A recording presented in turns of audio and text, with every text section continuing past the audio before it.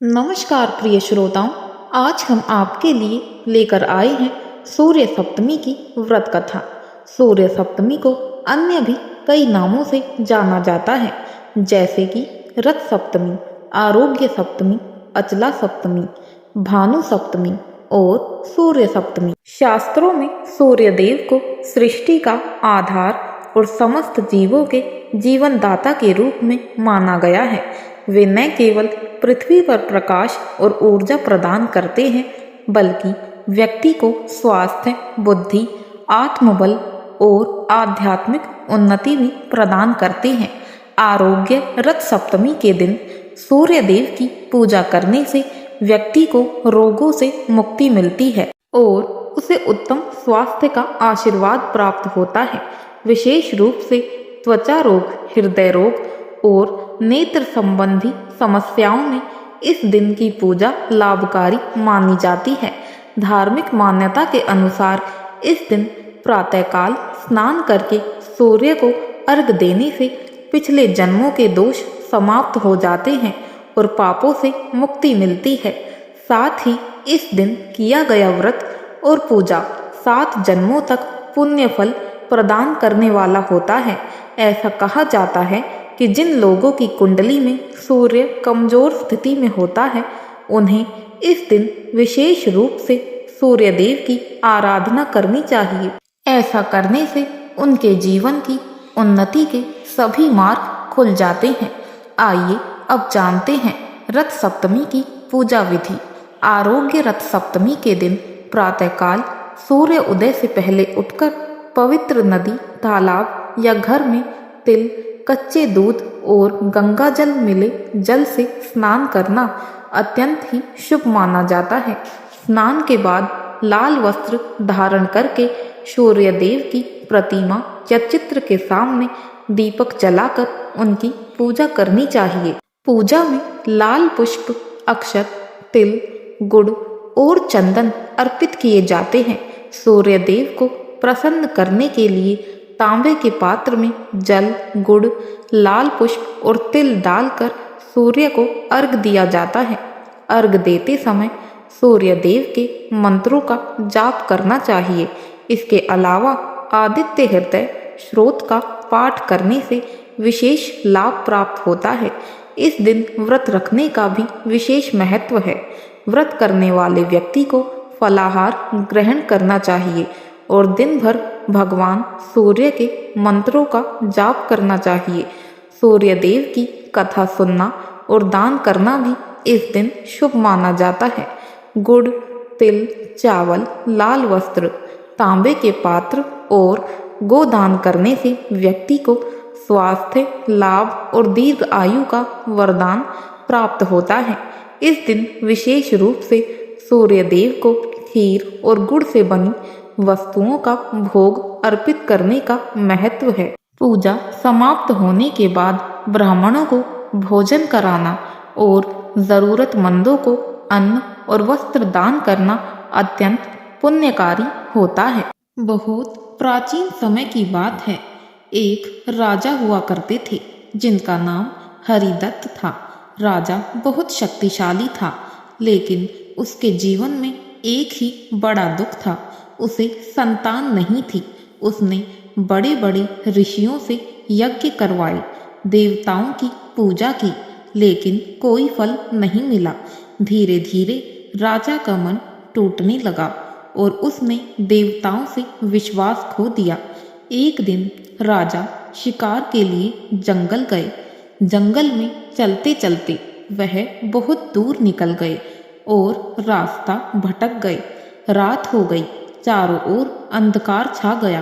तभी उन्हें एक वृद्ध ऋषि दिखाई दिए, जिनके शरीर से तेज निकल रहा था। राजा उनके पास गए और हाथ जोड़कर बोले, बाबा, मैं रास्ता भटक गया हूँ। महात्मा, मुझे रास्ता दिखाइए। साधु ने राजा से कहा, राजन, तुम रास्ता तो भटक गए हो, इस जंगल में भी और अपनी जिंदगी में भी तुम्हें कोई मार्ग नहीं मिल रहा है। मैं जानता हूँ तुम्हारे कष्टों को। राजा उनके चरणों में गिर पड़े और बोले, हे महात्मा, मेरा जीवन दुखों से भर गया है, मुझे मार्ग दिखाइए। ऋषि मुस्कुराए और बोले, राजन, तुमने देवताओं की पूजा तो की है, लेकिन सूर्य देव को भूल गए हो। सूर्य ही जीवन का आधार है। जिस दिन मनुष्य सूर्य को भूल जाता है, उस दिन उसका भाग्य भी उससे दूर हो जाता है। राजा ने पूछा, महाराज, मैं क्या करूं? ऋषि ने कहा, माघ मास की शुक्ल सप्तमी को सूर्य देव का व्रत करो। उस दिन सूर्य के रथ का स्मरण करो और स्नान करो। सूर्य को अर्घ दो और पूरे मन से प्रार्थना करो। यही रथ सप्तमी है। अगर श्रद्धा सच्ची होगी तो सूर्य देव स्वयं तुम्हारी परीक्षा लेंगे। इतना कहकर ऋषि अदृश्य हो गए। राजा वापस अपनी राज्य लौट गए, लेकिन उनके मन में ऋषि की बात गूंजती रही। जब माघ मास की शुक्ल सप्तमी आई, राजा ने पूरे राज्य में घोषणा करवा दी कि इस दिन सूर्य देव की पूजा की जाएगी। राजा ने स्वयं नदी में स्नान किया, स्वर्ण पात्र में जल भरकर सूर्य देव को अर्घ दिया और पहली बार अपने जीवन में पूरे मन से सूर्य देव से प्रार्थना की। जैसे ही राजा ने अर्घ दिया, अचानक आकाश में अद्भुत दृश्य दिखाई दिया। सूर्य देव का दिव्य रथ आकाश में प्रकट हुआ। 7 दिव्य घोड़े, स्वर्णिम प्रकाश और आकाश में गूंजती दिव्य ध्वनि। पूरा राज्य स्तब्ध रह गया। राजा भय और भक्ति से कांपने लगा। तभी आकाश से आवाज आई, राजन, तुमने मुझे याद किया है, इसलिए मैं आया हूँ। लेकिन याद रखो, मैं केवल पूजा नहीं, विश्वास चाहता हूँ।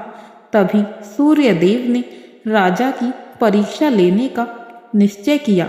अगले दिन राज्य में भयंकर संकट आया।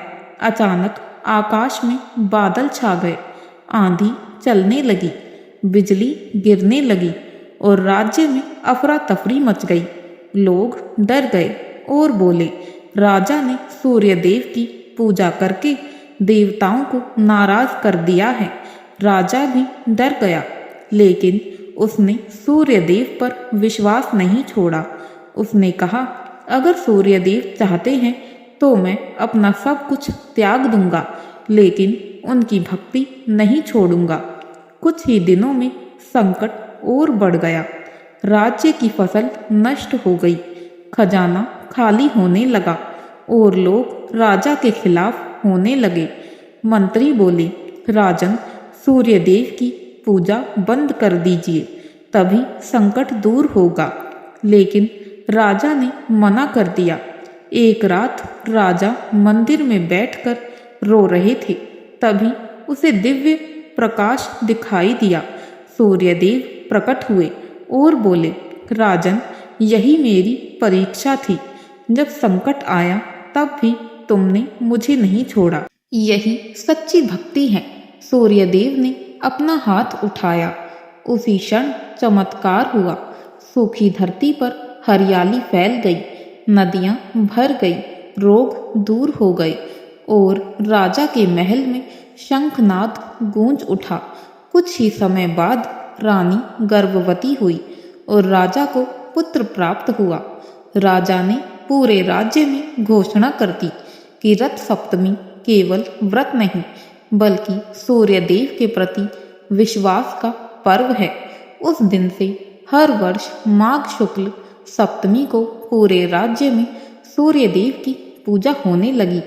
कहा जाता है कि जो मनुष्य सच्चे मन से रथ सप्तमी का व्रत करता है, उसके जीवन के अंधकार को सूर्य देव स्वयं ही मिटा देते हैं और उसके भाग्य का रथ आगे बढ़ने लगता है।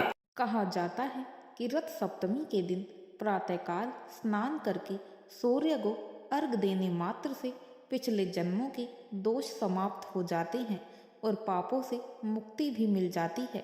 साथ ही इस दिन किया गया व्रत और पूजा 7 जन्मों तक पुण्य फल प्रदान करने वाला होता है।